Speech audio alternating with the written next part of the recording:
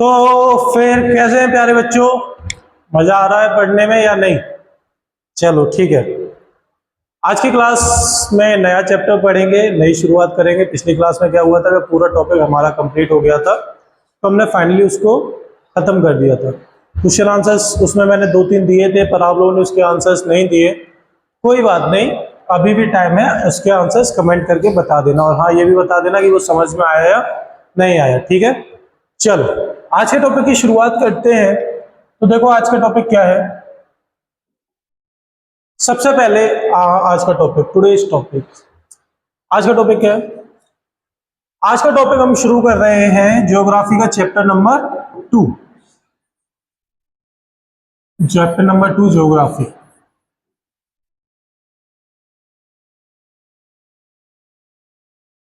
Chapter 1 हमने पिछली class में खत्म किया था। चैप्टर 2 हम आज की क्लास में शुरू करते हैं और उसको जितना बेहतर पढ़ सकते हैं उतने बारे में पढ़ेंगे, ठीक है? बट मैं इसको क्या करूंगा, थोड़ा पीछे से रिलेट करता हूं, ठीक है? रिलेट कैसे करते हैं? तो रिलेट का मतलब समझे, यहाँ पर यहाँ जो भी चीजें आपको दिख रही होंगी लिखी हुई, चाहे वो आपका लैंड हो, ठीक है, वाटर, सॉइल, नेचुरल वेजिटेशन और ये आपका वाइल्ड लाइफ, ठीक है? ये सारी चीजें जो थी हमने वो पिछले वाले चैप्टर रिसोर्स में ये चीज को हमने बहुत अच्छे से पढ़ा था। क्लियर है? जब हम रिसोर्स टॉपिक पढ़ रहे थे तो इन चीजों को हम अच्छे से पढ़ रहे थे। और यहाँ अगर आप देख रहे होगे तो आप ये समझ सकते हो कि ये जो पांचों चीजें हैं वो कौन सी है? नेचुरल रिसोर्स है। कौन सा है? Natural resource. और नेचुरल रिसोर्सेज के बारे में हमने पिछले चैप्टर में क्या पढ़ा था कि ऐसे रिसोर्सेज जो हमें कहां से मिलते हैं? नेचर से मिलते हैं, और उनको हम विदाउट मच मॉडिफिकेशन यूज करते हैं। तो यहाँ पर देखो, जो आपका लैंड है, वाटर है, सॉइल है, पेड़ पौधे, जो वनस्पतियां हैं, इनको हम वनस्पति बोलते हैं, ठीक है? वेजिटेशन को हिंदी में वनस्पतियां हैं, ठीक है? और जो वाइल्ड लाइफ, जो जानवरों का जीवन है, ये सारी चीजें जो हम पढ़ रहे थे वो सारी किसमें आती है? नेचुरल रिसोर्सेज में आती है। क्लियर? चलो तो अब चैप्टर को शुरू करते हैं। सबसे पहला ही टॉपिक इसमें देखो, कंटेंट्स में क्या क्या पढ़ेंगे। इंट्रोडक्शन है, land resources, soil resources, water resources, ठीक है? चलो इंट्रोडक्शन शुरू करते हैं, ठीक है? इंट्रोडक्शन में क्या है कि देखो, अर्थ जो है वो एक ऐसी बॉडी है, is the only heavenly body in the universe which has suitable environmental condition for the survival of human beings. इस समय जो हम एनवायरमेंट में देख रहे हैं, सॉरी, इस समय जो हम अपने सोलर प्लैनेट्स में देख रहे हैं, तो एक अर्थ ही एक ऐसा सोलर प्लैनेट है जिसको आप ये मान लीजिए कि यहाँ की जो एनवायरमेंटल कंडीशंस है वो ह्यूमन बीइंग्स के रहने के लिए बहुत अच्छी है, ठीक है? चाहे वो आपके ह्यूमन बीइंग्स हो, एनिमल्स हो या फिर प्लांट्स हो, ठीक है? अर्थ का जो सरफेस है, यहाँ पर आप देखोगे, अगर मैं सपोज करूँ ये अर्थ है, तो इसका जो सरफेस है यहाँ पर वो लगभग 30% उस पर क्या है? आपकी लैंड है, जमीन है, ठीक है? अर्थ के लगभग 30% पर लैंड है, बाकी पे क्या है? पानी है। ये देखो, मैंने इसको यहाँ मेंशन भी किया है कि जो अर्थ का सरफेस है वो जमीन से बना हुआ है, और वो भी लगभग कितना है? 30% है। हम अपनी जो ज्यादातर जरूरतों को पूरा करते हैं, तो कैसे पूरा करते हैं? नेचुरल एनवायरनमेंट की हेल्प से। मतलब जो हमारा प्राकृतिक वातावरण है उसमें से हम अपनी सारी जरूरत की चीजों को पूरा करते हैं। क्लियर? अब देखो, ये जो इन्वायरमेंट बना हुआ है, ये जो पृथ्वी पर हमारी जमीनें हैं, सॉरी, ये पृथ्वी जो है, इस पर जो 30% लैंड है, इसके अलावा इस पर हमें और क्या क्या मिलता है? तो इस पर देखो, सबसे पहले लैंड, जमीन, दूसरा पानी, ठीक है, तीसरा सॉइल, चौथा प्लांट्स, पांचवा एनिमल्स और एटसेट्रा, ठीक है? ये सारी चीजें हमारे यहाँ क्या है? हमारे यहाँ नेचुरली अवेलेबल है। और नेचुरली अवेलेबल होने के बाद दूसरी चीज क्या है कि ये जो है इनकी एक वैल्यू है, इनकी एक कीमत है, ठीक है? मतलब ये हमारे लिए कैसी है? प्राइसलेस नहीं है, प्रीसियस है। और हम लोगों की जीवन की जो जरूरतों को पूरा करते हैं, उन चीजों को हम क्या कहते हैं? रिसोर्स कहते हैं। तो ओवरऑल अर्थ के ये जो एलिमेंट्स हैं, land, water, soil, plants, animals, natural vegetation, ETC, ये सारी नेचुरल रिसोर्सेज हैं, और ये बेसिकली क्या करते हैं? हमारी जरूरतों को पूरा करते हैं। क्लियर? अब इन्हीं में से हम एक नेचुरल रिसोर्स को उठाएंगे, उसका नाम क्या है? Land, land resource. क्लियर? अब देखो, रिसोर्स की डेफिनेशन हमने क्या पढ़ी थी? Things which are useful for human beings, ऐसी चीजें जो किसके लिए जरूरी है? ह्यूमन बींग्स के लिए जरूरी है, ठीक है, उनको हम क्या कहते हैं? रिसोर्सेज कहते हैं। क्या है? यूजफुल है ह्यूमन बींग्स के लिए, तो उनको हमने क्या नाम दे दिया? रिसोर्स नाम दे दिया। अब उसमें पहला ही रिसोर्स हमने क्या उठा लिया? लैंड रिसोर्स उठा लिया। अब देखो लैंड क्या है, तो लैंड जो है वो एक्चुअली एक सॉलिड पोर्शन है अर्थ की सरफेस का। अर्थ जो हमने बनाई है हमने नहीं, मतलब जो ऑलरेडी बनी हुई है, यहां मैंने उसका डायग्राम ड्रॉ, अरे एक सेकंड, इसका जो मैंने ये डायग्राम ड्रॉ किया, तो अगर आप देखोगे तो हम जहां पर रहते हैं, हम कहाँ रहते हैं? अर्थ की सरफेस के ऊपर रहते हैं, ठीक है, और अर्थ की जो सरफेस का ये जो सॉलिड पार्ट है, इसी को हम क्या नाम देते हैं? लैंड नाम देते हैं। Clear? It is a product of nature, ये तो बात सही है कि ये नेचर का दिया हुआ प्रोडक्ट है हमारे पास। It is that part of earth which support life and has usefulness in various ways. ये नेचर का वो हिस्सा है जो लाइफ को सपोर्ट करता है, और एक्चुअल में हमने देखा भी है कि बायोस्फीयर, आप लोगों ने पढ़ा हो शायद, बायोस्फीयर में क्या होता है? बायोस्फीयर में 3 चीजें आती हैं, क्या क्या?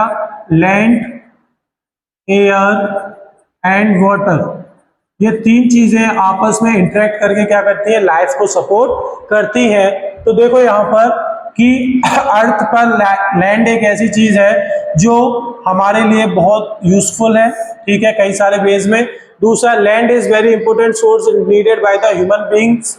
ह्यूमन बींग्स के लिए जमीन बहुत ज्यादा जरूरी है, क्योंकि हमें चलना है, हमारा खाना पीना, चलना, सोना, जगना, जगना नहीं सोना, ठीक है, सोना तक किस पर डिपेंड करता है? लैंड पर, क्योंकि जमीन पर ही तो हम सोते हैं। और अब ये मत कहना कि मैं बेड पे सोता हूँ, ठीक है, बेड भी आपका बिल्डिंग में बना है, बिल्डिंग जमीन के ऊपर है, समझ गए? ठीक है।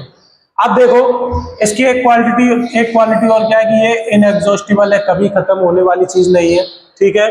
दूसरा, ये हमारे लिए नेचर का दिया हुआ सबसे इंपॉर्टेंट गिफ्ट है, क्योंकि जहां से हमारी लाइफ और डेवलपमेंट ह्यूमन सिविलाइजेशन की शुरू हुई, ठीक है, हमारी लाइफ को ये सपोर्ट करता है।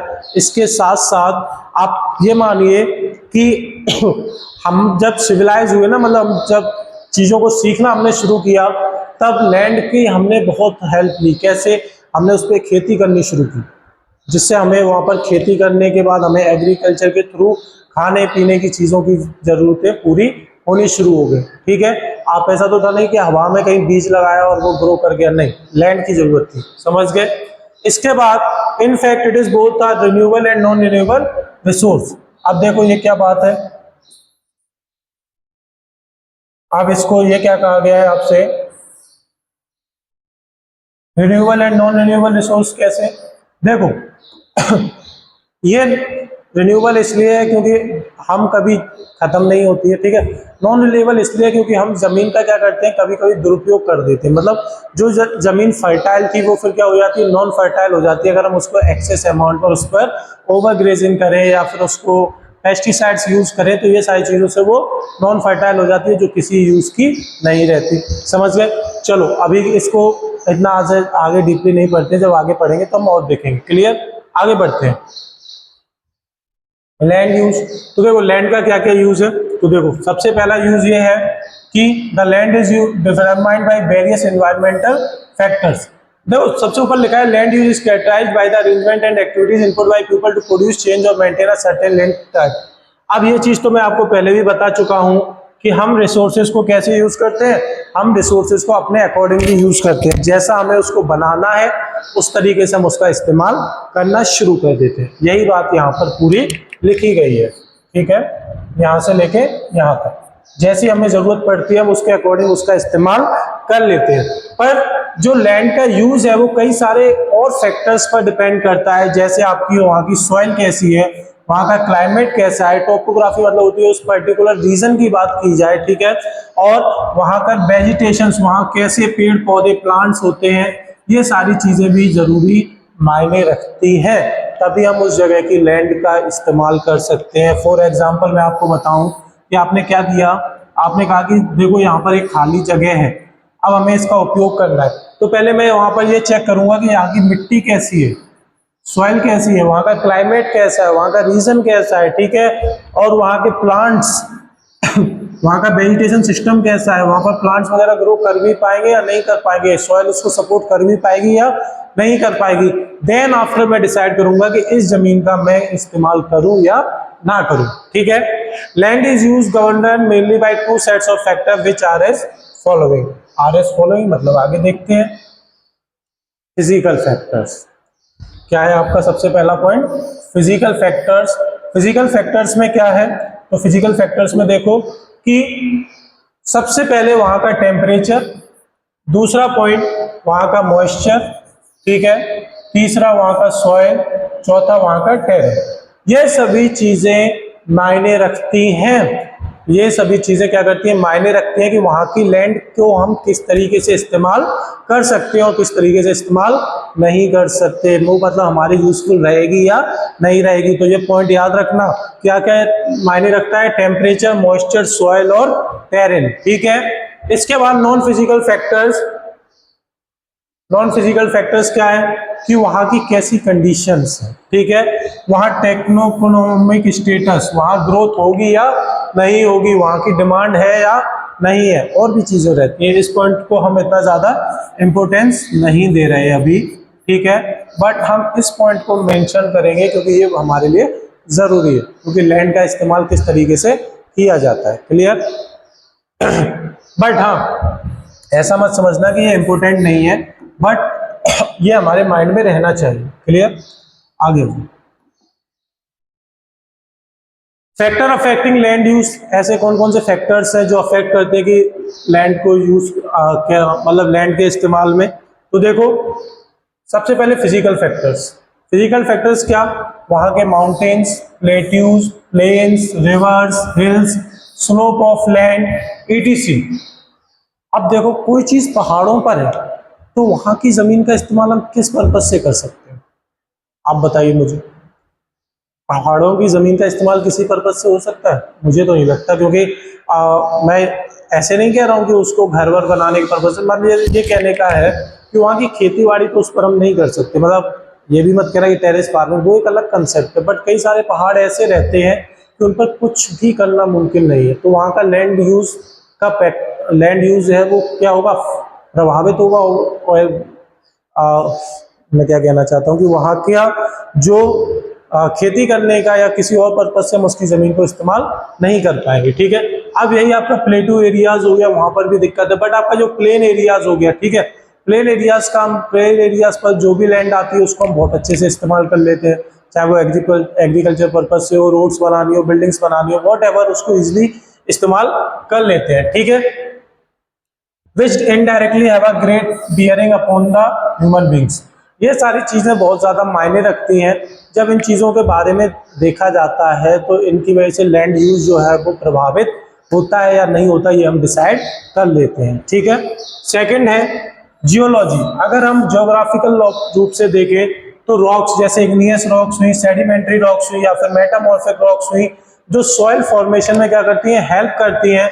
These rocks integrated by various agents of gradation and from the soil of particular region, so the geology of the rocks also determine the land use. In rocks की वजह से जो वहाँ की मिट्टी है वो बनती है, सॉइल बनती है।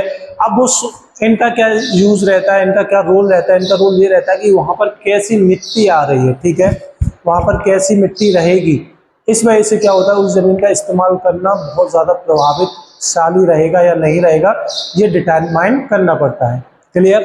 चलो तीसरा क्लाइमेट। क्लाइमेट मतलब कहाँ पर ज्यादा बरसात हो रही है, ठीक है, कहाँ का टेम्परेचर प्रेशर कैसा है, मतलब वहां पर, ठीक है, सॉरी वहां का टेम्परेचर कैसा है, तीसरा वहां प्रेशर कैसा है, मतलब ज्यादा दबावी एरिया है या फिर हल्का एरिया है, चौथा वहां की ह्यूमिडिटी कंडीशन, उमस भरा माहौल कैसा है। तो क्लाइमेट जो है वो भी लैंड यूज पैटर्न मतलब जमीनों का इस्तेमाल करने को बहुत ज्यादा प्रभावित करता है, ठीक है। एक्सट्रीम अगर क्लाइमेटिक कंडीशंस होंगी, मतलब क्लाइमेटिक कंडीशंस अगर खराब होंगी तो वहां पर ह्यूमन हैबिटेशंस मुमकिन ही नहीं हो पाएगा, लोगों का रहना मुमकिन ही नहीं है, पॉसिबल ही नहीं है, क्लियर। चौथा पॉपुलेशन कैरेक्टरिस्टिक। पॉपुलेशन कैरेक्टरिस्टिक क्या है, तो population of an area also has a great impact upon the land use pattern. Densely populated areas of the world experience intensive land use pattern as compare to the thinly और sparsely populated area. ये क्या है, मैं ये आपको समझाता हूं। ये मैंने दो एरियाज बनाए, ठीक है।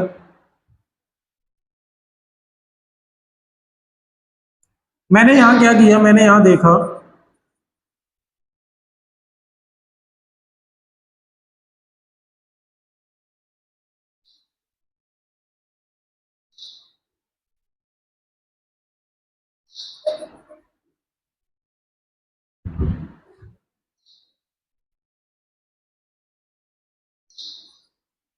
आप देखो यहाँ जो है वो ऑब्वियस सी बात है, पॉपुलेशन ज्यादा है, यहाँ की पॉपुलेशन कम है।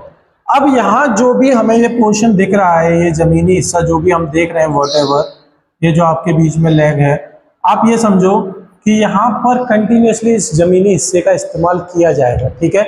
चाहे वो आपका एग्रीकल्चर के लिए किया जाए या फिर फार्म इंडस्ट्रीज के लिए, बिल्डिंग्स के लिए, किसी के लिए भी हम इस्तेमाल कर सकते हैं जहां पर पॉपुलेशन ज्यादा होती है, ठीक है। पर जहां पॉपुलेशन कम होती है वहां का लैंड यूज पैटर्न बहुत नॉर्मल रहता है, ज्यादा जमीन का इस्तेमाल नहीं किया जाता। मतलब ऐसा नहीं है कि जैसे देखो अभी हमारे यहाँ पॉपुलेशन ज्यादा है, प्लेन एरियाज में ज्यादा होती है, तो हम क्या करते हैं, अपनी जमीनों को लगातार जोतते रहते हैं, जिससे हमें क्या हो कि वहां पर फसलें उगती रहें, ठीक है। बट यही हम अगर किसी हल्का, मतलब जहाँ पर खेती कम हो, मतलब जहाँ पर पॉपुलेशन कम हो, अगर हम उस एरिया की बात करें तो वहाँ के लोग इतना ज़्यादा खेती को बढ़ावा नहीं देते, इतना ज़्यादा लैंड का इस्तेमाल नहीं करते, ठीक है। तो ये हमारा किस पर डिपेंड करता है, पॉपुलेशन कैरेक्टरिस्टिक्स, मतलब कहाँ की पॉपुलेशन कितनी है और कहाँ की पॉपुलेशन कितनी है, वो मैटर करता है। समझ गए। स्लोप, स्लोप मतलब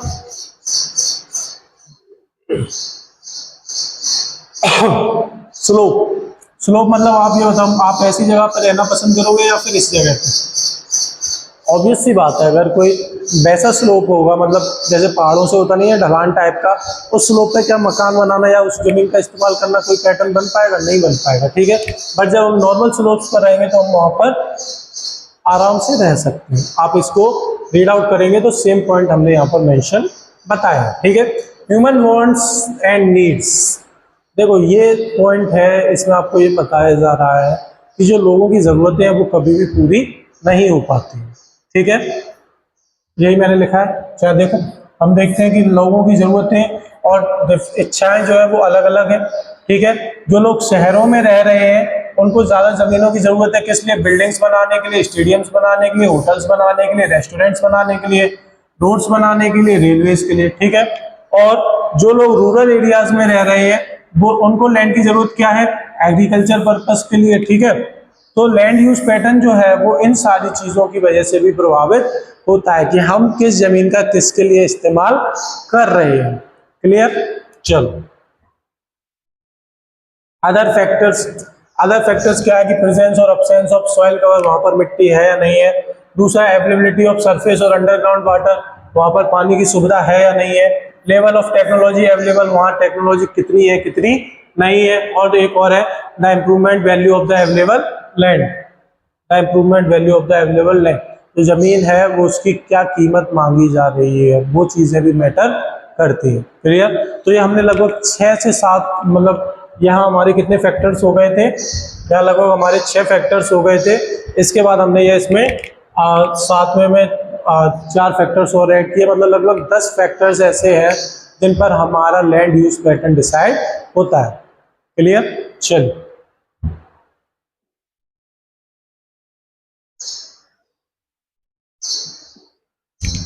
अब आ जाइए डिस्ट्रीब्यूशन ऑफ लैंड। जो हमारी अर्थ है वहां पर उस पर लैंड का डिस्ट्रीब्यूशन कैसे है, तो देखो जो अर्थ का लगभग 30% पार्ट है, जो अगर मैं ये मानूं तो ये लगभग 30% पार्ट जो है वो किसके अंडर आता है, लैंड के अंदर आता है। लगभग 90% जो वर्ल्ड की पॉपुलेशन है। अब एक चीज, ये पॉइंट क्या है, ये पॉइंट ये है कि आपकी जो वर्ल्ड की पॉपुलेशन है, ठीक है, उसने 30% एरिया ऑक्यूपाई नहीं कर पाए हैं अभी। अभी भी हम बहुत छोटे से पार्ट पर रहते हैं, ठीक है। मतलब भले ही अर्थ का 30% पार्ट जमीन हो, पर ये पॉसिबल नहीं है कि सभी जन लोग उस 30% पार्ट में रहते हो। हम सब थोड़ी सी जगह में ही रहते हैं। जो 70% है, देखो इस 30 का 30% निकालोगे तो कितना हो गया 30% ऑफ 30, मतलब 9% हिस्सा जो है अभी हम केवल इतने में ही रह रहे हैं। बाकी जो 70% हिस्सा है उसमें केवल 10% पॉपुलेशन रह रही है या फिर अनहैबिटेड है, वहां पर कोई भी नहीं रह रहा। मतलब जो अर्थ पर 30% कवरिंग है उसमें केवल 9% जगह पर ही कितने लोग रह रहे हैं, 90% पॉपुलेशन हमारी रह रही है। बाकी 10% पॉपुलेशन कहाँ रह रही है, बचे हुए 70% पार्ट में, मतलब 21 आसपास जो बचेगा ओवरऑल का उसमें रह रही है। और उसमें भी कितनी है, 10% पॉपुलेशन रह रही है और या फिर नहीं रह रही, खाली बचा हुआ है। ठीक है, specially populated areas mostly include the desert. अब वो एरियाज कौन से हैं जहां पर लोग बाग नहीं रहते, वो क्या है, या तो आपके डेजर्ट्स हैं, ठीक है, grasslands of Asia, Africa, tropical forest of south America, Africa and south eastern Asia and polar areas. ये कुछ जगहों के नाम हैं जहां पर बेसिकली हम देखते हैं तो पॉपुलेशन बहुत कम देखने के लिए मिलती है। Clear. Antarctica is uninhabited except for temporary occupation by few scientists conducting research. Antarctica जो लैंड का पार्ट है, मतलब जमीनी हिस्सा है, वहां पर पॉपुलेशन बहुत कम देखी जाती है। ठीक है, वहां अगर आप कहोगे पॉपुलेशन दिख भी रही है तो वहां पर कुछ ही समय के लिए साइंटिस्ट वगैरह जाते हैं अपनी रिसर्च वगैरह कंडक्ट करने के लिए और फिर वापस आ जाते हैं। ठीक है, the subtropical and mid latitude zones are occupied approximately 66% of world population because of ability of arable land. अब जो हमारे अर्थ का पोर्शन है कौन सा, सब ट्रॉपिकल, जहां पर टेम्परेचर मिक्सअप में रहता है, मतलब गर्म, नॉर्मल, ठंडा, लैटिट्यूड जोन्स, ये सारी जगह जो है वहां पर लगभग 66% हमारी वर्ल्ड की पॉपुलेशन रहती है। क्लियर। चलिए, तो यहाँ जो था हमने लैंड रिसोर्सेज को समझा। ठीक है, लैंड रिसोर्सेज के जितने पोर्शन थे, जितना पार्ट था, उसको हमने यहाँ पर कवर किया। अगली वीडियो में हम क्या करेंगे, अगली वीडियो में हम इसका जो सॉइल रिसोर्स का पोर्शन है उसको कंप्लीट करेंगे। ठीक है, आज की वीडियो में हम इतना ही रखेंगे, वीडियो को ज़्यादा लंबा नहीं रखेंगे। इस वीडियो को ध्यान से देखना, आपको क्या टॉपिक, क्या पोर्शन समझ में नहीं आया वो आप लोग कमेंट करके बता सकते हैं या 1 to 1 इंटरेक्ट भी कर सकते हैं। क्लियर। तो आज की वीडियो में बस इतना ही रखते हैं, मिलते हैं नेक्स्ट वीडियो में। Thank you everyone.